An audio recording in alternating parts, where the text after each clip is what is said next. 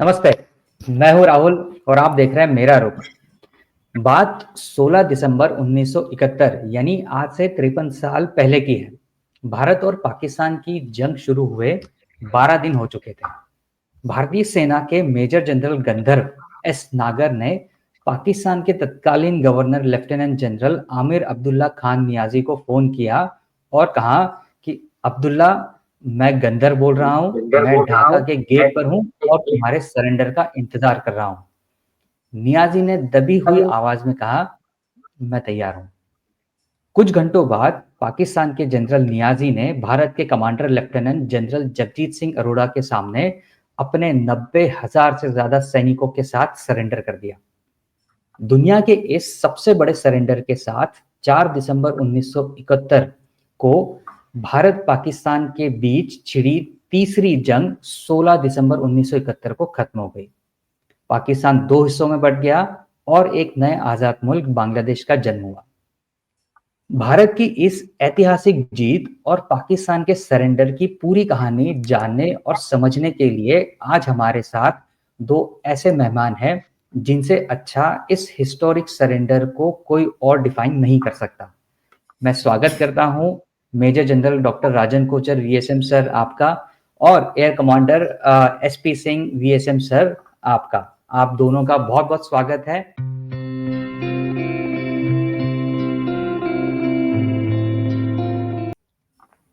राजन sir, मैं सबसे पहले आपसे ये पूछना चाहूंगा कि 1971 वॉर का ट्रिगर पॉइंट क्या था और किस वक्त भारत ने ये डिसाइड किया कि वो इस वॉर में बांग्लादेश की हेल्प करेगा।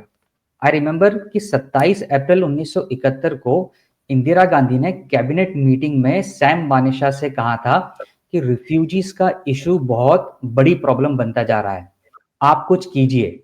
और तब सैम मानेकशॉ ने कहा था कि अगर हम कुछ करेंगे तो हो सकता है वॉर छिड़ जाए और सेना अभी प्रिपेयर नहीं है, उसको अरेंज करने के लिए मुझे 6 महीने का समय लगेगा। और फिर 6 महीने बाद क्या हुआ वो एक हिस्ट्री है। सर। एस्पिरेशंस लोगों की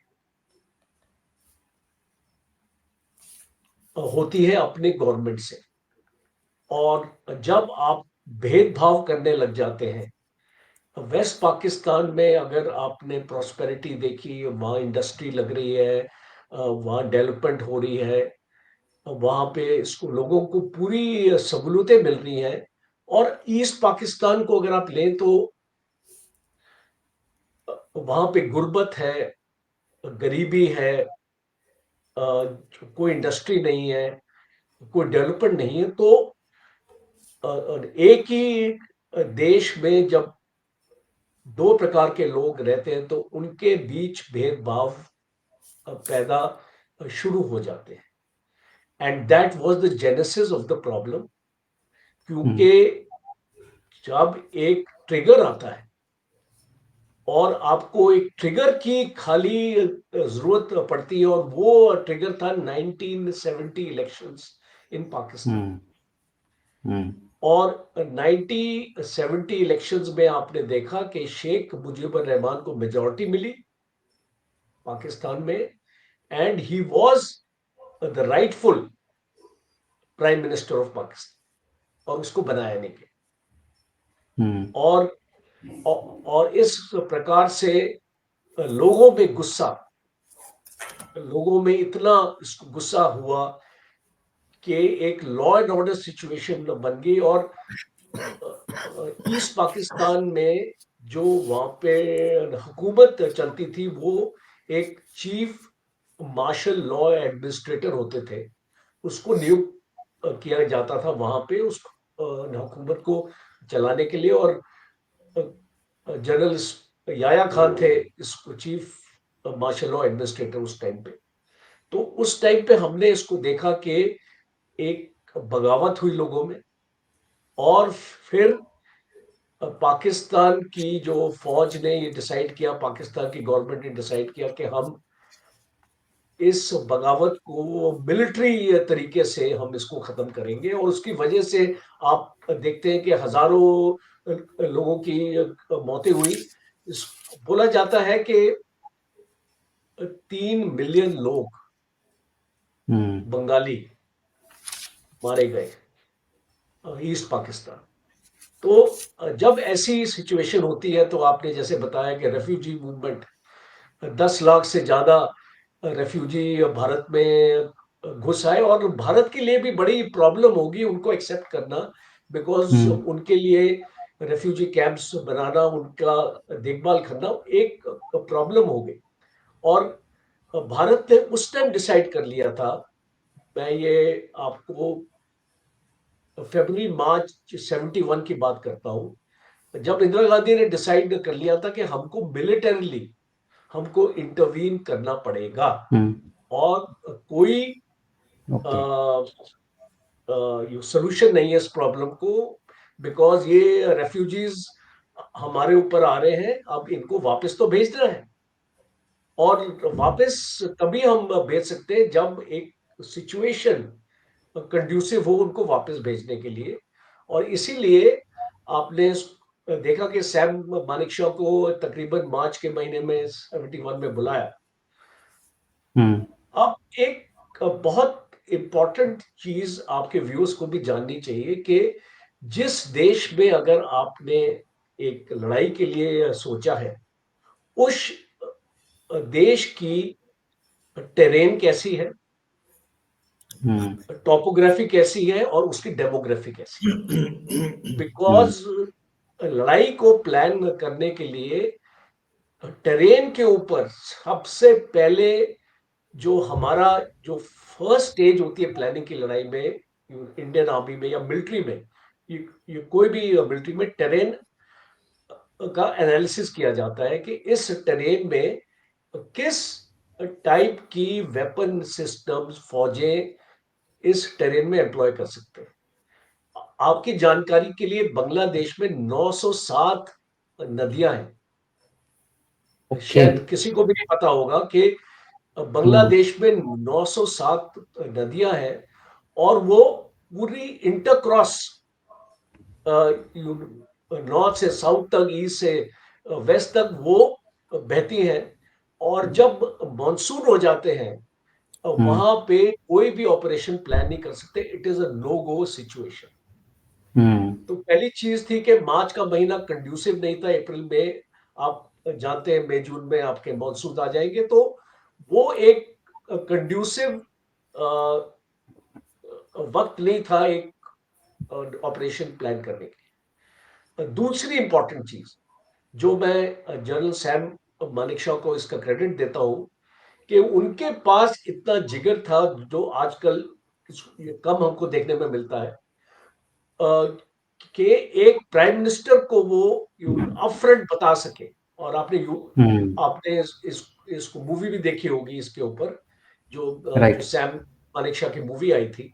तो अपफ्रंट उसने प्राइम मिनिस्टर इंदिरा गांधी को बोला that I need 6 months to prepare my army, because देखिए, आप लड़ाई में जाते हैं जीतने के लिए, हारने के लिए नहीं।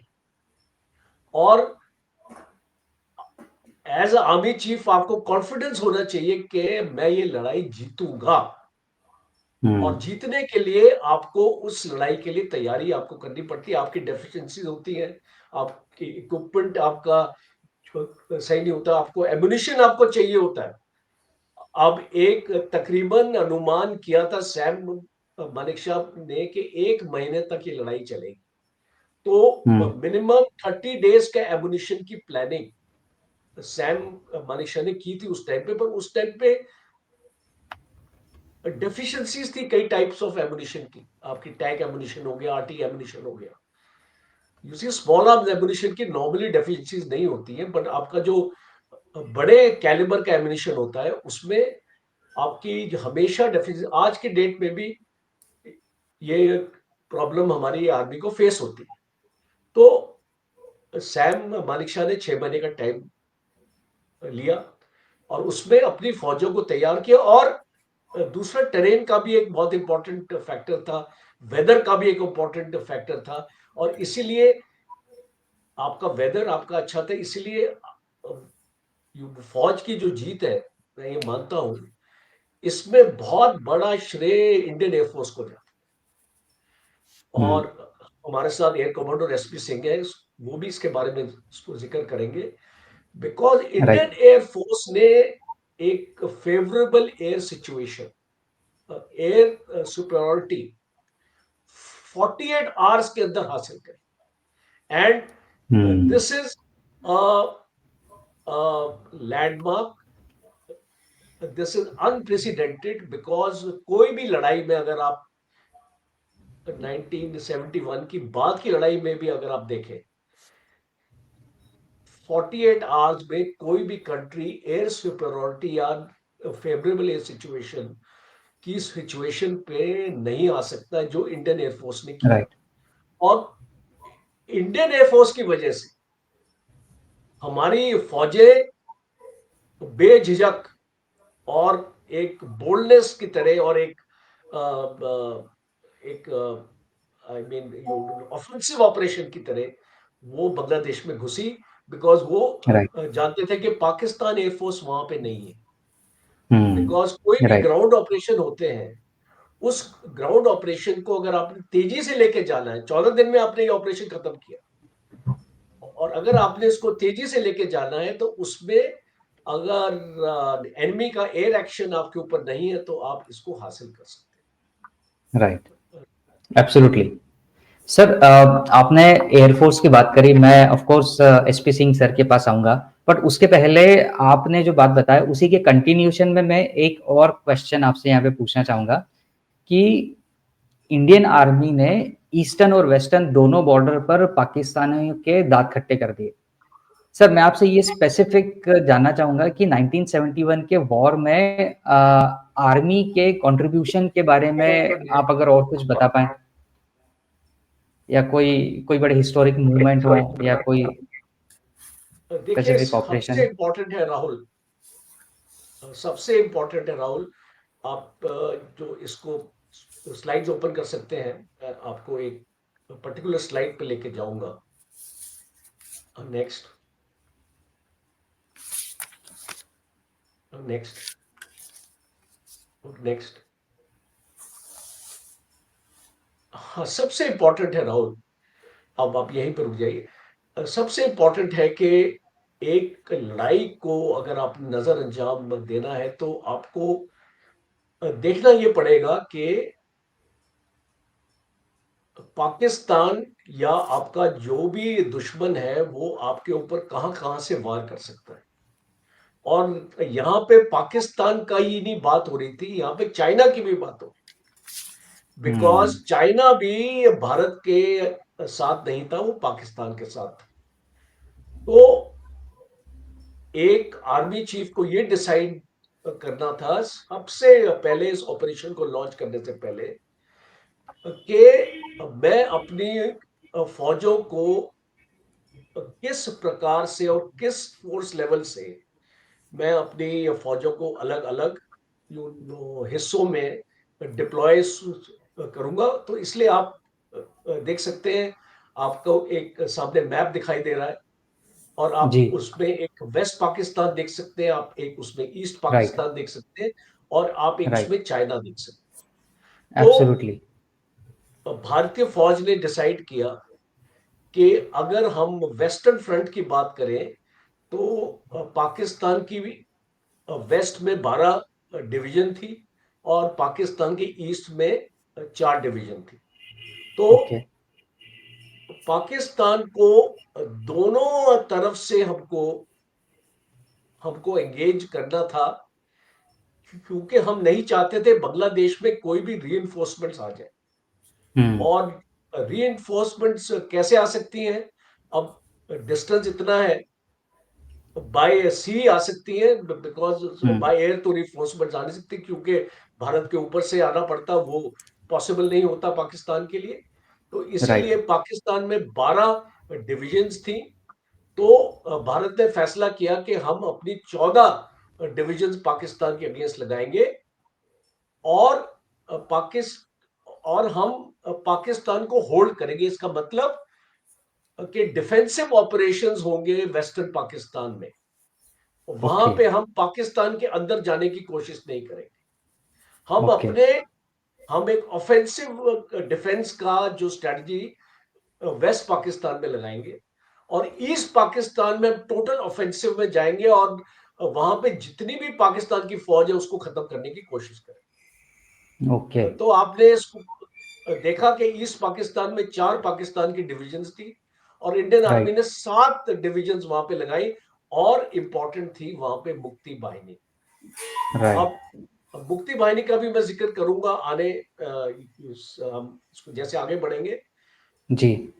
जो मदद मुक्ति बाहिनी ने फौज को दी in um, terms of intelligence, in terms of छोटे मोटे ऑपरेशंस, छोटे मोटे एरियाज को न्यूट्रलाइज करना, हुँ, भारतीय फौज वहां पे इन्वॉल्व नहीं होना चाहती थी और वहां पे मुक्ति बाहिनी को भेजा गया। ओके। अब चाइना का भी डर था, क्योंकि हाँ, अगर चाइना की तरफ से भी अटैक आ जाए तो उसके लिए भी फौजें हमको बॉर्डर पे रखनी थी। इसीलिए हमने साथ हमारी जो माउंटेन और इन्फेंट्री डिविजन्स थी हमने उसको चाइना बॉर्डर पे तैनात रखा। तो ओके। ये एक बहुत ही बेहतरीन स्ट्रेटजी थी इंडिया की और इस स्ट्रेटजी की वजह से हम ये इसको लड़ाई को जीत हुँ, पाए। Absolutely, right.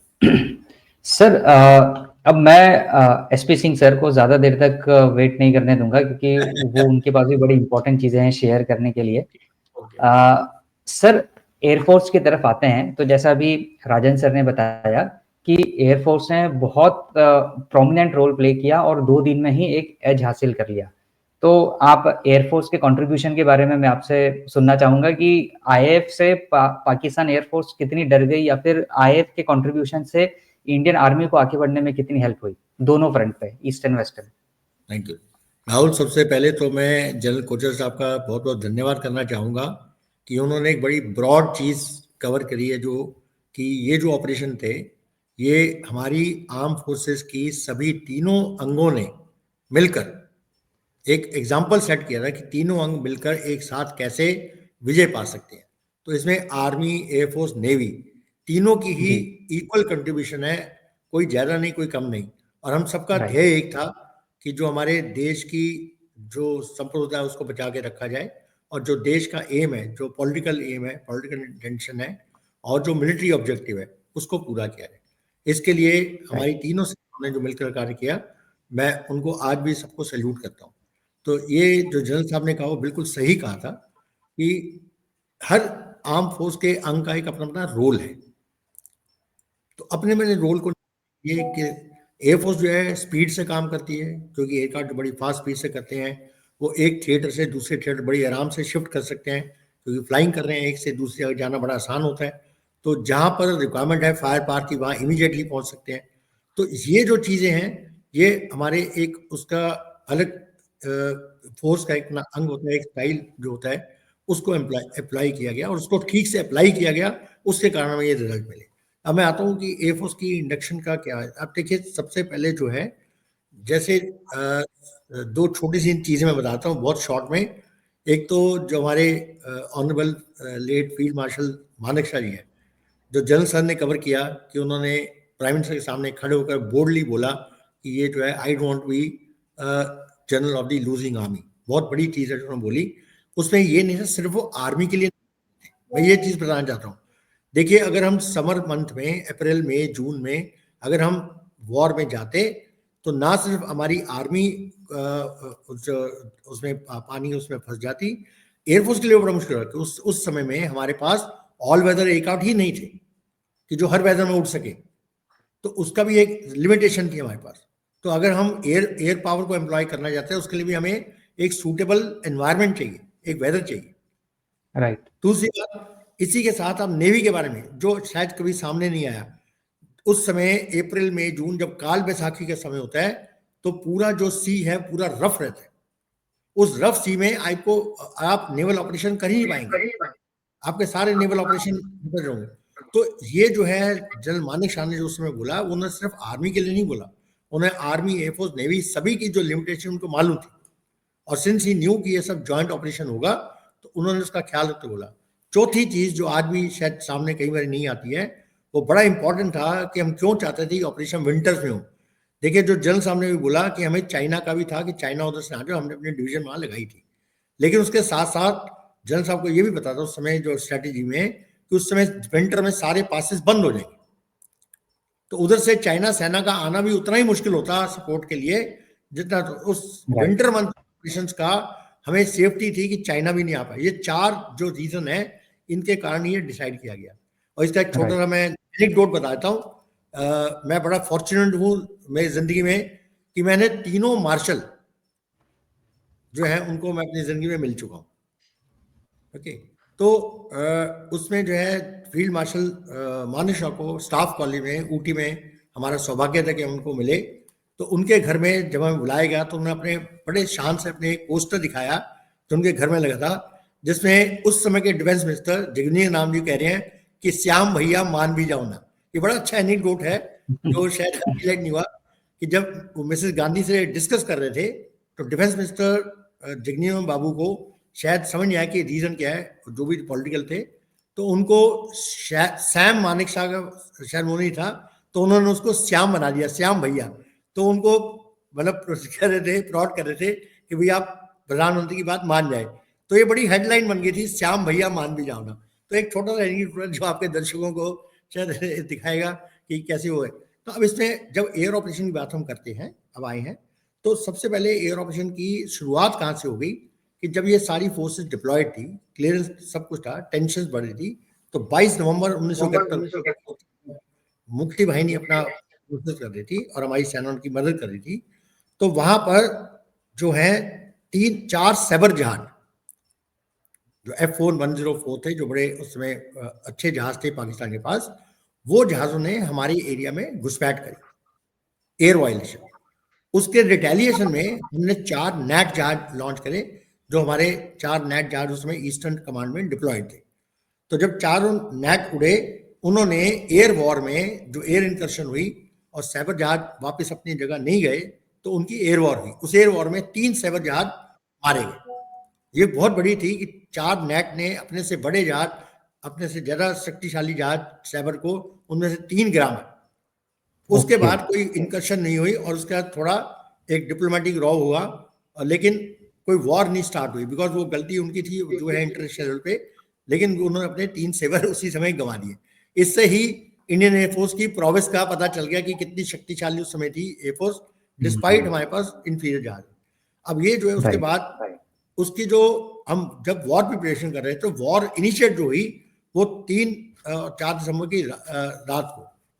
तो उसमें जो है शाम के समय, बिकॉज दोनों के पास नाइट एक आउट नहीं थे, तो पाकिस्तान ने अपने जो है एक मैसिव स्ट्राइक जो है 3-4 दिसंबर की रात होने से पहले शाम के समय, जब वो सन डूब रहा है उस समय आए, ताकि जब वहां अटैक करके जाए तो सन में घुसे तो उनको कोई देख ना पाए। ये बड़ी स्ट्रैटेजी उन्होंने प्लान किया था शाम के समय। उसमें उन्होंने हमारी जो तकरीबन जो है 6 एयरफील्ड है जो है उन पर अटैक किया, पंजाब में, JNK में, राजस्थान में। उस समय जहाजों की रेंज ही वही थी। तो उसमें आगरा, जोधपुर, उत्तरलाई, सिरसा, हलवारा, आदमपुर, अंबाला, ये एयरफील्ड्स पर अटैक किए गए, बॉम्ब अटैक किए गए। और हमारे कुछ रडार साइट पर, दो हम प्रिपेयर थे पर फिर भी वो अपने अटैक में सक्सेसफुल हुए और सन की दिशा में वापस निकल गए। तो उस पर कोई हम इंटरसेप्ट उस समय कर पाए उनको, और वो अपना कार्य करके चले गए। तो काफी डिस्ट्रक्शन हुई, लेकिन उसके बाद इमीडिएटली बात उसी रात को हमारी जो एयरफोर्स है ऑलरेडी प्रिपेयर्ड थी, सब जगह डिप्लॉयड थी, तो उसकी प्रिपरेशन की गई और अर्ली मॉर्निंग जो है हमारे अटैक शुरू हो गए। अब जो उस समय की स्ट्रेटेजी थी, उस समय अटैक जो होते थे वो एयरफील्ड पर अटैक किए जाते थे, ताकि उस एयरफील्ड को नष्ट किया जाए, ताकि वहां से और कोई एयर ऑपरेशन ना हो और हमारी जो सेना है उसके अगेंस्ट कोई एयर अटैक ना आ पाए। तो जो जनरल साहब ने बताया कि एयर सुपीरियरिटी और एयर फेवरेबल एयर सिचुएशन, वो अगले 2 दिन में कंटिन्यूस अटैक किए गए, ताकि पाकिस्तान एयरफोर्स को समय ना मिले अपनी एयरफील्ड को रिपेयर करने का, या रडार्स को रिपेयर करने का, या अपनी सप्लाई लाइंस को ठीक करने का। तो जितने इंपॉर्टेंट ब्रिज थे, जितने इंपॉर्टेंट वेपन स्टोरेज डिपो थे, और जो उनकी एयरफील्ड थी, जो उनके जहाज बाहर कर रहे, उन सब पर कंटिन्यूस अटैक किए गए, इंटरडिक्शन। और ये नॉन स्टॉप 2 दिन अटैक हुए, 48 घंटे। उसके बाद जो है उसके बाद पाकिस्तान एयरफोर्स की एक तरह से कमर टूटी और वो कोई एयर ऑपरेशन नहीं करे। तो इससे हमारी जो लैंड फोर्सेस थी जो वेस्टर्न फ्रंट में डिफेंसिव पोजीशन में थी उनके अगेंस्ट अटैक बिल्कुल मिनिमल हो गए। तो ये एक अचीवमेंट थी मेजर, जो उसके कारण हमारा पूरा ध्यान जो है ईस्टर्न फ्रंट पर जहां मेन रिक्वायरमेंट थी वहां हो सका। अब इसमें कुछ छोटे ऑपरेशन हैं जो मैं इंपॉर्टेंट ऑपरेशन आपको बताता हूँ, जिससे आपको बड़ा क्लियर हो जाएगा दर्शकों को कि क्या क्या हुआ। तो जैसे मेन ऑपरेशन था एक जो हुआ लोंगेवाला में, जिसके ऊपर बॉर्डर मूवी है जो हमारे सबने देखी हुई है। तो उसमें एक लिमिटेशन भी सामने आती है, और हमारा एक एयर ऑपरेशन जो सक्सेसफुल हुआ, जो आप सोचिए इराक यूएस वॉर से पहले का मोस्ट सक्सेसफुल ऑपरेशन था अगेंस्ट आर्मर्ड, और वो उस समय हमारे जो है 6 हंटर जहाज जैसलमेर में ऑपरेट कर रहे थे, और जो मेजर चांदपुरी हैं जो उस समय आर्मर्ड थ्रस्ट के अगेंस्ट फोर्स अपना होल्ड कर रहे थे लिमिटेड फोर्स के साथ, उन्होंने बड़ी बहादुरी से पूरी रात उनको होल्ड करके रखा। ये बहुत ही बड़ी बहादुरी है, जो जिसके लिए मैं तो मानता हूं कि हमारे सभी उस जवाने वीर जवान जो थे उसमें बटालियन में, उन सबको वीर चक्र मिलना चाहिए कि इतने बड़े टैंक आर्मर्ड थ्रस्ट के अगेंस्ट वो होल्ड करके रखा, और लिमिटेड वेपन के साथ, लिमिटेड सोर्सेज के साथ। लेकिन जैसे ही सुबह हुई उस समय हंटर्स ने आके उनके जो है 52 टैंक डिस्ट्रॉय किए, डिस्ट्रॉय मतलब डैमेज किए या उनको डिस्ट्रॉय कर दिया। तो उसके कारण पूरा ही एकदम सिचुएशन बदल गई। तो एक बहुत बड़ा मेजर ऑपरेशन था, एयर ऑपरेशन, जो हमारी आर्मी के सपोर्ट में था। आप ये सोचिए उस समय 1971 की ऑपरेशन में 75% से ज्यादा जो एयर ऑपरेशन किए गए वो आर्मी के सपोर्ट में, बोथ वेस्ट और ईस्ट में, तो दैट इज मेन रिक्वायरमेंट उस समय, और उसमें कुछ जो है नेवी के सपोर्ट। तो इस तरह के ऑपरेशन किए गए। और एक दूसरा जो मैं मेजर ऑपरेशन आपको बताता हूँ जिसके कारण जो जनरल साहब ने मिला था, वो है जॉइंट ऑपरेशन। तो उस ईस्टर्न सेक्टर में एक ऑपरेशन दो तरह का, एक हेली ब्रिजिंग ऑपरेशन, जैसे हेलीकॉप्टर के द्वारा, बिकॉज जैसे सर ने बताया कि 900 से ऊपर नदियां नाले हैं, उनको क्रॉस करने के लिए एक एयर ब्रिज बनाया गया। तो एयर ब्रिज में हेलीकॉप्टर जो है 12 से 24 हेलीकॉप्टर लाइन में कंटिन्यूसली सप्लाई को भेजते रहे आगे। तो उससे क्या हमारी सप्लाई चेन ज्यादा फटाफट पहुंची, और हमारी फौज के पास वेपन्स और खाना दोनों चीजें समय से पहुंचते रहे। एक हेली ब्रिजिंग ऑपरेशन हुआ, और दूसरा जो मेन हुआ था वो था तंगेल ड्रॉप, जो आज भी फेमस है। ये सबसे बड़ा मेजर पैराट्रूप ऑपरेशन ड्रॉप था, जिसमें 750 ऑफिसर्स और पैराट्रूपर ड्रॉप किए गए। ये बहुत बड़ा उस समय का मेजर ऑपरेशन था, जिससे पूरी वॉर का ही सिनेरियो चेंज कर दिया। तो ये एक पूरी 1 ब्रिगेड जो है 4 कोर की, उसको मेघना रिवर है उसके क्रॉस जाना था, जिसमें कम से कम उनको जो है 3 या 4 दिन लगते। उसको जो क्रॉस करने में सिर्फ जो है 16 घंटे में पूरा क्रॉस करा दिया गया। ये बहुत बड़ा ऑपरेशन था, जिसके कारण फोर्स दूसरी तरफ पहुंच गई। जो 4 दिन में होना था उसको 16 घंटे में खत्म कर दिया गया। और इसके लिए हमारे सारे जो अलग अलग जहाज हैं वो हमारे पास, लकीली हमारे पास AN-12 थे, C-119 थे, कैरिबाउ थे, मी-4 थे, ये सभी जहाज उसमें लगे। तो ये तंगेल ड्रॉप जो है हिस्टोरी का बहुत बड़ा मेजर एयर ड्रॉप है, जॉइंट ऑपरेशन जो देना है। तो इस तरह के 2 मेजर ऑपरेशन, जो टैंक पे अगेंस्ट किया गया हंटर का, उसके बाद जो वापस कभी इतना बड़ा ऑपरेशन हुआ वो यूएस इराक वॉर में हुआ। उससे पहले कभी टैंक अगेंस्ट था, आर्मर के अगेंस्ट था। तो ये दोनों ऑपरेशन जो है ये एयर ऑपरेशन बड़े सक्सेसफुल ऑपरेशन थे, जिनके कारण जो है ईस्ट और वेस्ट फ्रंट में हमारी जो सरेंडी बनी।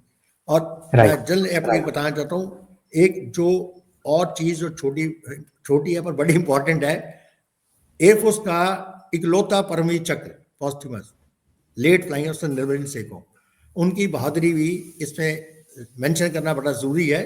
श्रीनगर में जब अटैक हुए तो वहां पर 2 नेट, सिर्फ 2 नेट ORP ड्यूटी पर, ऑपरेशनल रेडर प्लेटफॉर्म, कि यदि कोई अटैक आता है तो एयरबॉर्न होके उनके साथ कॉम्बैट करके उनको डिस्ट्रॉय करेंगे। तो इसकी जो वार्निंग है, जो 4 सेवर जहाज आए उसकी वार्निंग रडार से थोड़ी लेट मिली, लेकिन उसके बावजूद भी वो एयरबॉर्न हो गए। तो निर्मल जी सेकवन नंबर 2 थे फॉर्मेशन में। तो नंबर 2 जब एयरबॉर्न हो गए तो उनको अब 4 सेवर के साथ एक साथ सामना एयरफील्ड के ऊपर ही करना पड़ा। अब वो जाके कहीं और लैंड कर सकते, लेकिन उन्होंने अपनी बहादुरी दिखाते हुए देश के लिए उन्होंने उनसे अकेले ही उनसे जूझ गए। तो उसमें करते हुए उन्होंने 2 सेवर डिस्ट्रॉय कर दिए। आप सोचिए अकेले उन्होंने 2 सेवर डिस्ट्रॉय कर दिए, लेकिन ऑब्वियसली इतने वो आउट नंबर है, उसके बाद 2 और सेवर, तो 6 सेवर हो गए ऊपर। अकेले उनके साथ कितना जूझेंगे। तो उसमें उनको भी क्षति गिरफ्त पहुंची। उस क्षति के बाद भी वो लैंड करने आ रहे थे। लैंड करते समय उनका जहाज एकदम फ्लिप कर गया कंट्रोल के कारण, और वो समय से इजेक्ट नहीं कर पाए। नहीं तो शायद आज वो हमारे बीच होते। इस अक्षम्य बहादुरी, अदम्य बहादुरी के लिए उनको परमवीर चक्र, जो अकेला एयरफोर्स का परमवीर चक्र है। ओके, तो इस तरह की ये जो वॉर जो है मेजर, जो मैं आपको बता रहा हूँ जो है, और जो last nail in the coffin जिसे बोलते हैं, वो बड़ा इंपॉर्टेंट है। ईस्टर्न फ्रंट पे जो हमारे हंटर्स और मिग-21 मिलकर कंटिन्यू अटैक कर रहे थे, तो जो सरेंडर से पहले जो लास्ट अटैक हुआ वो गवर्नर हाउस पे किया गया। उसमें हमारे मिग-21 ने जाके डायरेक्ट हिट रॉकेट्स का अटैक किया, जिसके बाद जो है उसके बाद गवर्नर हाउस जो है स्ट्रेट अवे सरेंडर के लिए, जो आपने बताया था, वो तैयार हो गए। बिकॉज अब नाउ ने उनको पता कि अब ये डायरेक्ट अटैक गवर्नर हाउस पे भी हो गया है, तो एयरफोर्स ने इतना अच्छा अपने लिए फेवरेबल एयर सिचुएशन क्रिएट कर दिया अपने आर्मी के लिए कि उसके कारण हम उनका जो है दम तोड़। ये मेजर ऑपरेशंस थे एयर के उस समय के। राइट सर, बड़ा ही बहुत अच्छे से आपने इसको बताया।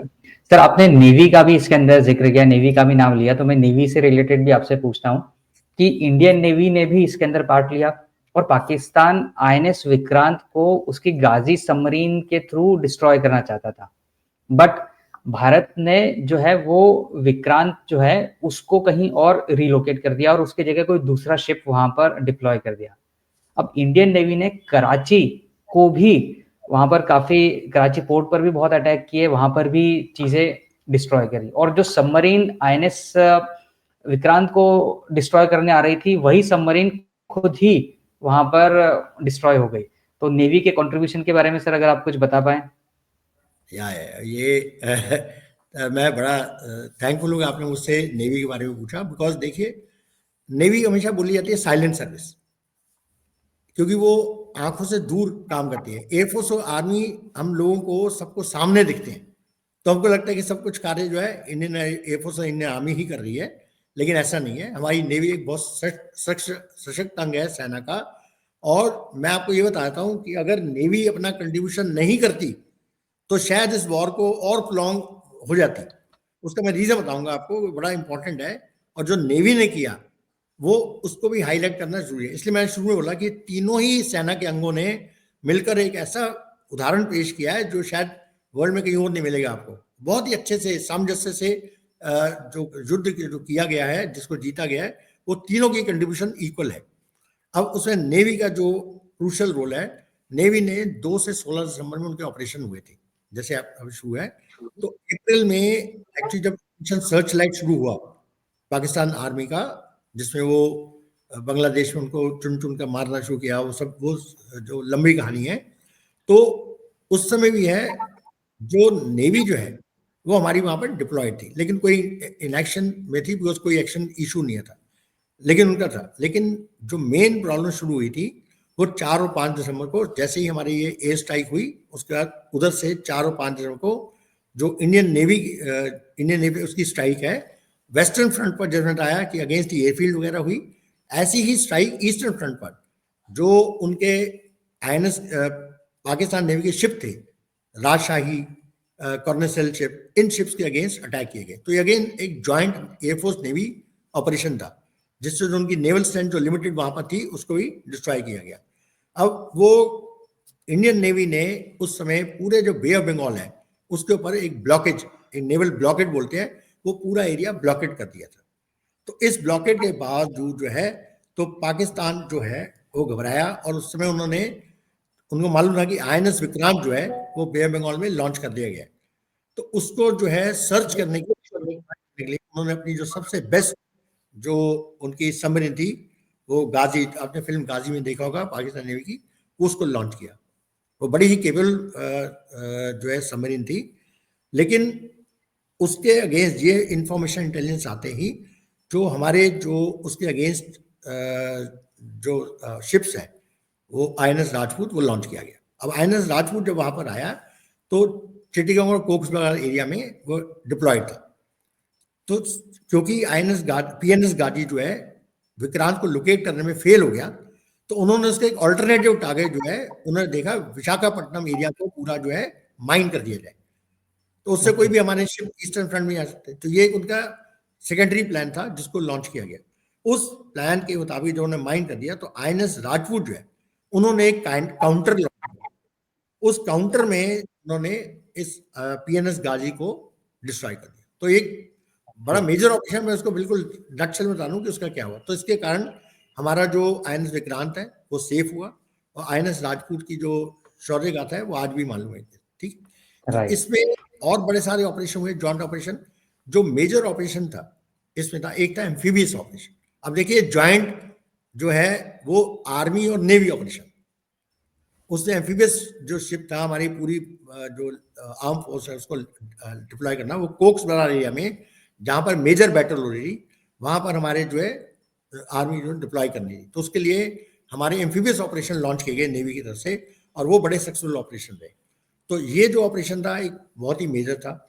और जो joint Indian army Indian navy operation था, उसके कारण 16 दिसंबर को जो उनके रियर एडमिरल शरीफ थे पाकिस्तान नेवी के, उन्होंने भी सरेंडर एक्सेप्ट कर लिया। तो ये अलग अलग लेवल पर सरेंडर का प्रेशर हुआ था because of joint operations of army navy air force. अब इसमें जो वेस्टर्न के जो आपने पूछा कराची का, मैं उस जो मेजर रीजन था हमारी वॉर विनिंग का, मैं इसे मेजर रीजन मानता हूँ। देखिए पूरी उनकी ऑयल सप्लाई और पूरी उनकी शिप बिल्डिंग वो सारी कराची पोर्ट में थी। कराची पोर्ट बहुत बड़ा मेजर पोर्ट है, और वहां से ही सारी जो इनकी सप्लाई और पूरे पाकिस्तान की ऑयल सप्लाई वहां से थी। और उस एरिया में अगर उनकी ऑयल सप्लाई काट दी जाए तो पाकिस्तान की वॉर वेजिंग कैपेसिटी जिसे बोलते हैं, कि उस वॉर लड़ने की हिम्मत ही खत्म, उनकी बेसिकली उनकी स्पाइन जो है तोड़ दी जाएगी। और ये जो ऑपरेशन है ये हमारी इंडियन नेवी ने किया, ये बड़ा सख्त रहा। और इसके कारण जो है पूरी जो उनकी लॉजिस्टिक सपोर्ट है वो पूरी उसकी कमर टूट गई। तो ये जो हुआ था उसमें हमारी एक 4 दिसंबर को 25th मिसाइल बोट जो है उसे लॉन्च किया गया, और उसके अंदर बड़े सारे शिप्स थे अपने, जो जाके मिसाइल फायर जो करी है अपनी, और उन्होंने पूरे जो एक केमारी ऑयल स्टोरेज उनका डिपो था पूरा उसको डिस्ट्रॉय किया, और साथ ही साथ उसका पूरा नेवल ब्लॉकेट फिर से उसका एरिया कर दिया, और वहां पर जितने जो ऑयल उनके इंस्टॉलेशन थे वो सब जल गए। तो इतनी इतनी मेजर डिस्ट्रक्शन के बाद जो है उनकी पाकिस्तान नेवी की जो लॉसेस जो सपोर्ट है, ऑयल सपोर्ट है, वो सारी एक तरह से खत्म हो गई, और ये एक मेजर कारण बना इसके लिए।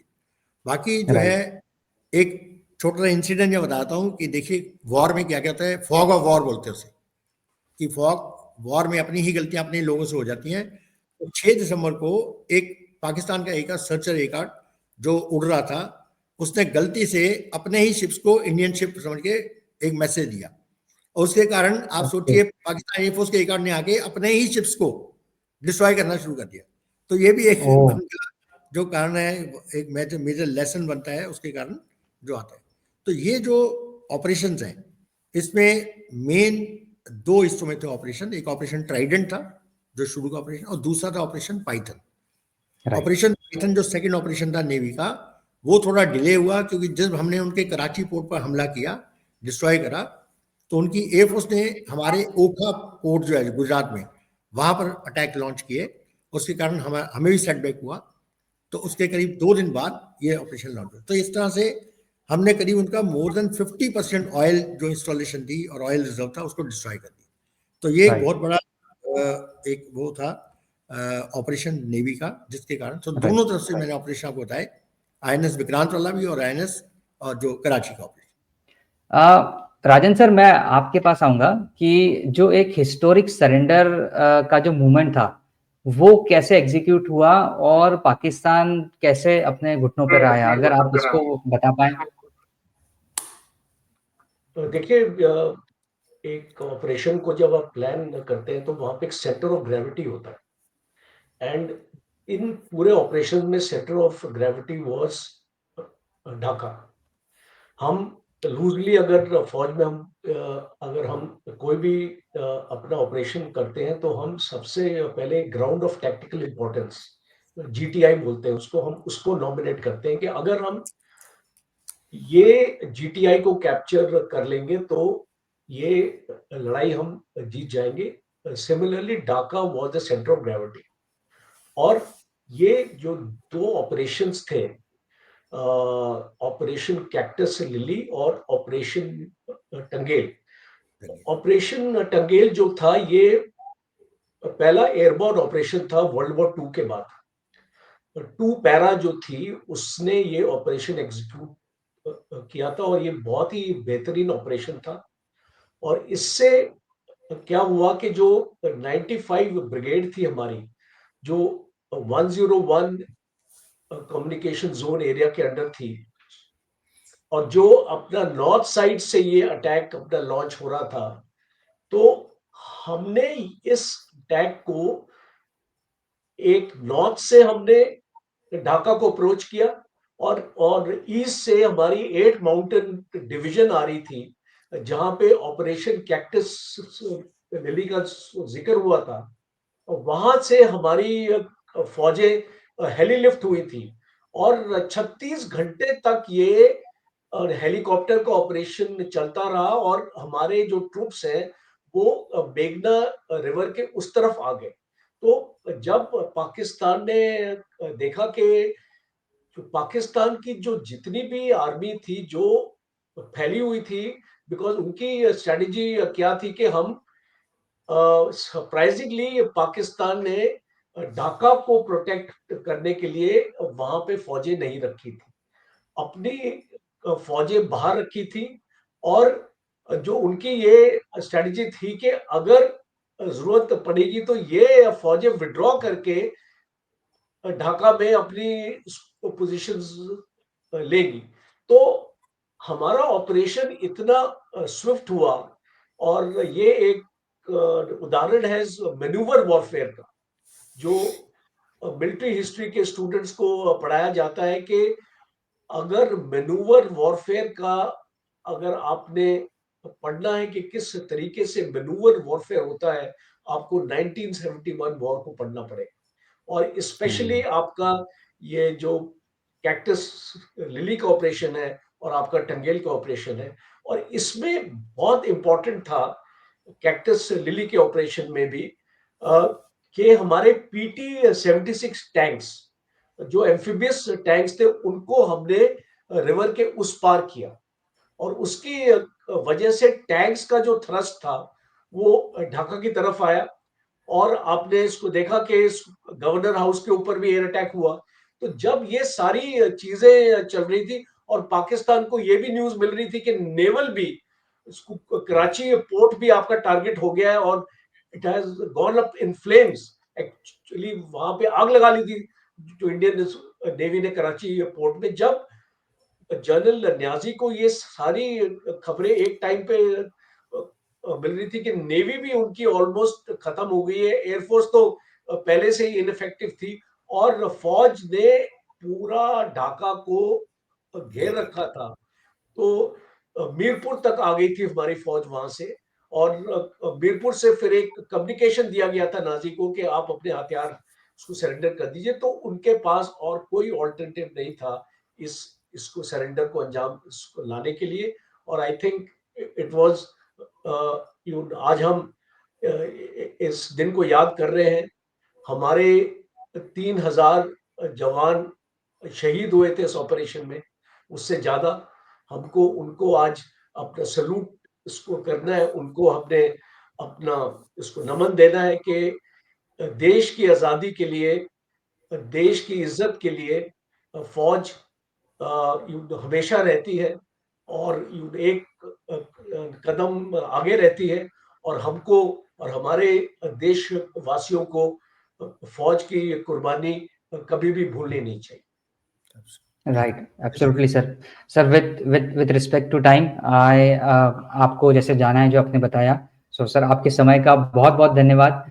मैं थोड़ा सा फर्दर डिस्कशन सर के साथ में कंटिन्यू करूंगा। सो आपके समय के लिए बहुत बहुत धन्यवाद sir. All the best. Thank you. जय हिंद सर। थैंक जय Hind sir. Thank you so much sir. Okay sir, हम लोग बात कर रहे थे नेवी से रिलेटेड। तो आप बता रहे, मैं आपसे पूछ रहा था कि जब इसमें इंटरनेशनल प्रेशर भी होता है या बाकी दूसरी कंट्रीज भी इन्वॉल्व होती है, तो यूएस का एक वॉरशिप जो है वो पाकिस्तान के सपोर्ट में यूएस ने वहां से इनिशिएट किया, और रशिया ने फिर इंडिया के सपोर्ट के लिए किया। तो ये क्या थोड़ा सा वाकया था, अगर आप बता पाएं। बिल्कुल, देखिए, जब भी ऐसे कोई देशों में कुछ भी skirmish होती है तो इंटरनेशनल जो इंटरनेशनल इफेक्ट जरूर आता है, और कंट्रीज अपनी अपनी साइड लेती है। अब मैं ये बताना चाहता हूँ कि देखिए, इसमें अकेला यूएसए नहीं था, यूके ने भी उनके साथ जो है हमारे अगेंस्ट खड़े हो गए थे। और यूके, मैं थोड़ा सा बताना चाहता हूँ आपके दर्शकों की, ये ब्रिटेन जो है उनके एक माइंड सेट है, जैसे वो कहते हैं स्लेवरी माइंड सेट जो हमारे अगेंस्ट है, वो कभी ये टॉलरेट ही नहीं कर पाए कि इंडिया ऊपर उभर के आ रहा है एक महाशक्ति के रूप में। उन्होंने पहले हमारे देश को डिवाइड किया, ये ब्रिटिशर्स ने हमारे देश को डिवाइड किया, एक हिंदू मुस्लिम की आग लगा के डिवाइड कर दिया। उसके बाद जब ये लड़ाई शुरू, उनको पता था कि अब ये जो है जो हमने डिवाइड किया है वो एक फर्दर डिवीजन होने जा रहा है, एक उसका जो बांग्लादेश क्रिएट हो जाएगा। तो इसके कारण जो यूके हैं उनके अपने प्लान जो है उन्हें अलग बिखरते दिखे। तो यूके और यूएसए ये दोनों ने मिलकर जो प्लान किया, उन्होंने इस्लामाबाद की साइड ली, पाकिस्तान की साइड, क्योंकि उनको पहले से ही पाकिस्तान का अपना स्टूट बना के रखा था। तो उन्होंने इसके लिए उनकी सपोर्ट में, तो उन्हें पता है कि अब जो है इंडिया को थोड़ा सा एक प्रेशर डालने के लिए उन्होंने हमारी जो नेवल ब्लॉकेट हमारी इंडियन नेवी ने करी हुई थी उसके अगेंस्ट उन्होंने, यूएसए ने अपना एक HMS ईगल एयरक्राफ्ट कैरियर जो है उस समय के राष्ट्रपति थे, उन्होंने निक्सन, उन्होंने इसको लॉन्च कर दिया अपने 7th फ्लीट के पोर्शन को, जिसे टास्क फोर्स 74 बोलते हैं। उस टास्क फोर्स को उन्होंने लॉन्च कर दिया, जिसके कारण उनका जो मेन बेड़ा है एयरक्राफ्ट कैरियर वो बे ऑफ बंगाल की तरफ बढ़ना शुरू हो गया। और उसी समय जो यूके ने अपने HMS ईगल एयरक्राफ्ट कैरियर उसको लॉन्च कर दिया। तो ये दोनों देशों ने अपने अपने जो है कैरियर और अपने जो हमारी तरफ भेजने शुरू कर दिए। अब हमारी नेवी अकेली इनके साथ मुकाबला नहीं कर सकती, पॉसिबल ही नहीं। तो ये एक प्रेशर था जो मिसेस गांधी के ऊपर प्रेशर डाला गया कि अब तुम ये लड़ाई बंद करो और वापस, जो मिसेस गांधी को मंजूर नहीं था डेफिनेटली, कि हम लोग बिल्कुल जीतने वाले थे। उस समय जो हमारे एज ओल्ड फ्रेंड रशिया, वो हमारी सहायता के लिए, और आज भी मैं बार बार कहता हूँ रशिया आज भी हमारा सच्चा दोस्त है। चाहे हमारी इक्वेशन बदल गई है, हमें बड़ा ध्यान रखना चाहिए कि यूएसए और ब्रिटेन आज भी हमारे साथ खड़े नहीं है वो हमारे अगेंस्ट है, वो कभी नहीं चाहते कि इंडिया ऊपर आए। वही सिचुएशन उस समय थी। तो उस प्रेशर को हटाने के लिए हमें कुछ करना था। तो ओवरनाइट हमारे general field marshal Manek Shah, उस समय जनरल मानेक शाह, ही flew down to Russia fly करके गए, वहां पे बात करी उन्होंने जो भी। और रशिया में जैसे अमेरिका अपने हर जगह अपने मिसाइल बोर्ड्स, अपने एयरक्राफ्ट कैरियर रखता है, तो रशिया भी अपने पैसिफिक ओशन में उनके अपने जो है एरिया में उनकी अपनी सबमरीन वगैरह हैं। तो उन्होंने हमारी बात मानी और स्ट्रेट में उन्होंने अपनी जो उनकी जो न्यूक्लियर सबमरीन थी, जो उनकी न्यूक्लियर सबमरीन थी और उनका शिप थे, वॉरशिप, डिस्ट्रॉयर वॉरशिप थे, उनको उन्होंने बे ऑफ बंगाल की तरफ भेज दिया। अब जो है रास्ते इन्होंने जो रशियन सबमरीन है और रशियन डिस्ट्रॉयर ने, उन्होंने यूएसए के 74 टास्क फोर्स को और ब्रिटेन के HMS ईगल को इंटरसेप्ट कर लिया और उनके सामने। अब ये बिल्कुल दो बड़े महान बड़े बड़े देश सुपर पावर्स के बीच में वॉर की बात शुरू हो जाती। और सबमरीन जो है उस समय न्यूक्लियर सबमरीन है, बड़ी पावरफुल है, मतलब पूरी उनकी HMS जो ईगल है यूके का और यूएसए का जो एक है पूरा डिस्ट्रॉय हो सकते थे। ये देखते हुए उन दोनों ने अपना रास्ता बदल लिया। तो इसके कारण जो है हमारा जो हम अपना ऑपरेशन जो है नेवल, एयर और आर्मी ऑपरेशन हम कंटिन्यू कर सके और फॉल ऑफ ढाका। तो ये बहुत बड़ी चीज़ है उस समय की कि आप देखिए यूएसए और यूके जैसे देश वो इस्लामाबाद के साथ, जो कि वो इस्लामाबाद ने बांग्लादेश में जीनोसाइड किया था। आज यूएसए बड़ी बड़ी बातें करता है ह्यूमन राइट्स की, हर जगह अपने आप को दिखाता मैं ह्यूमन राइट, क्या ह्यूमन राइट था और ब्रिटेन का क्या ह्यूमन राइट था। वो उस आतंकवादी के साथ खड़े थे जो उस देश में उस समय राज कर रहा था, जिसने बिल्कुल निर्दोष बंगालियों का जीनोसाइड किया, वो उसके साथ खड़े। ये बड़े शर्मनाक देश हैं दोनों, इनको शर्म आनी चाहिए। लेकिन उसके बावजूद आप देखिए रशिया हमारे साथ आया तो हम ये वॉर को जीत पाए। ये बहुत लेसन है जो हमें याद रखना चाहिए। तो यूएसए आज तक हमारे पास कभी खड़ा नहीं था। और देखिए उस समय मैं बार बार इस बार कहता हूँ, उस समय के जीनोसाइडल के साथ खड़ा था। ब्रिटेन की जो लड़ाई थी सेकेंड वर्ल्ड वॉर में, वो हिटलर के अगेंस्ट थी कि हिटलर ने जीनोसाइड किया। ये दोनों देश मतलब इनका जो हिपोक्रेसी है वो एक्सपोज हो गई। राइट। 71 वॉर में दोनों देश हिपोक्रेट की तरह खड़े थे और दोनों एक जेनोसाइडर के साथ खड़े थे। ये जो है इनको एक्सपोज करता है इन लोगों को। खैर हम रशिया की सपोर्ट से हम उसको जो है बचा पाए और हम एक अलग सा एक इंसिडेंट हुआ था वहां पर जो आप अंदर हो जाओ। ओके सर, आपने और राजन सर ने बड़े ही डिटेल में और बहुत ही अच्छे से इन सारी चीज़ों को बताया, समझाया। और इस 1971 वॉर के लिए जो भी, जैसे भी राजन सर ने कहा कि जिन भी सारे सैनिकों ने, 3000 से ज़्यादा सैनिकों ने हम देश के लिए अपनी जान दी, उन सभी को नमन। और इस पूरे ऐतिहासिक मूवमेंट को भारत हमेशा गर्व के साथ याद रखेगा और उन सारे वीर जवानों को कभी नहीं भूलेगा। सर, आज आपने ये सारी चीज़ें डिटेल बताई, इसके लिए आपका बहुत-बहुत धन्यवाद। फिर किसी इंटरेस्टिंग टॉपिक पे ज़रूर आपसे बात करने की कोशिश करेंगे। और आज बड़ा अच्छा लगा जनरल राजन के साथ कोऑर्डिनेट करके। मुझे अच्छा लगा उनके साथ पैनल में आने को, और आपका धन्यवाद। इस इम्पोर्टेंट टॉपिक आपने दर्शकों के लिए बात करी। Thank you so much and जय हिंद। जय हिंद।